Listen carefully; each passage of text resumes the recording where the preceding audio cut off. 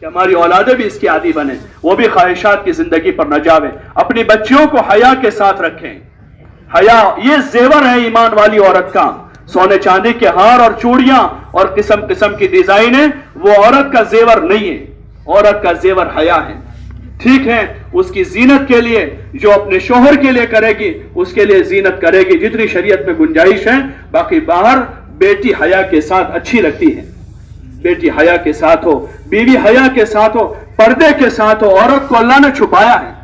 ازواج مطہرات نبی کی بیویاں ہیں، پوری امت کی مائیں ہیں. ان ازواج مطہرات سے اللہ کہہ رہا ہے وَقَرْنَ فِي بُيُوتِكُنَّ وَلَا تَبَرَّجْنَ تَبَرُّجَ الْجَاهِلِيَّةِ الْأُولَىٰ.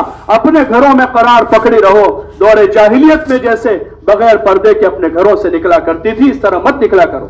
وَأَقِمْنَ الصَّلَاةَ وَآتِينَ الزَّكَاةَ. اور اپنے گھروں میں رہ کر نماز اور زکوٰۃ کی پابندی کرتی رہو. وَأَطِيعْنَ اللَّهَ وَرَسُولَهُ. اور اپنے گھروں میں رہ کر اللہ رسول کی اطاعت کرتی رہو. یہ ازواج مطہرات سے کہا جا رہا ہے جو امت کی مائیں ہیں. ان کو کہا گیا، ان ماؤں سے کہا کہ اگر تمہارے دروازے نبی کے گھر پر کوئی آ کر معلوم کرتا ہے تو تم اس کو نرم لہجے میں جواب مت دو. اس کے ساتھ نرم لہجے میں بات نہ کرو. تم اس سے عورت کیسے بات کرے گی اجنبی مرد سے؟ اور پھر کھلے طور پر دروازے پر روبرو ہو کر بات کرے گی. وہ کیسے ہو سکتا ہے؟ ایک ایمان والی عورت کی غیرت کے خلاف ہے اور ایک ایمان والے مرد کی غیرت کے خلاف ہے کہ اس کی بیوی کسی اجنبی سے روبرو ہو کر بات کر رہی ہے.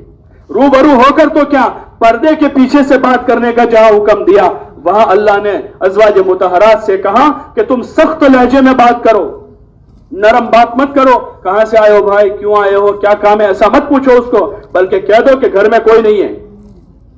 اگر کوئی مرد ہے تو مرد نکلے گا اور مرد نہیں ہے تو وہ عورت کہہ دے گی اندر ہی سے گھر میں کوئی نہیں ہے، بس بات پوری ہو گئی. اگلا سوال کرے گا تو جواب نہیں دے گی، کب آئیں گے، کیوں ہیں، اگلا جواب نہیں دیں گی. وہ سخت لہجے میں منع کر دے گی.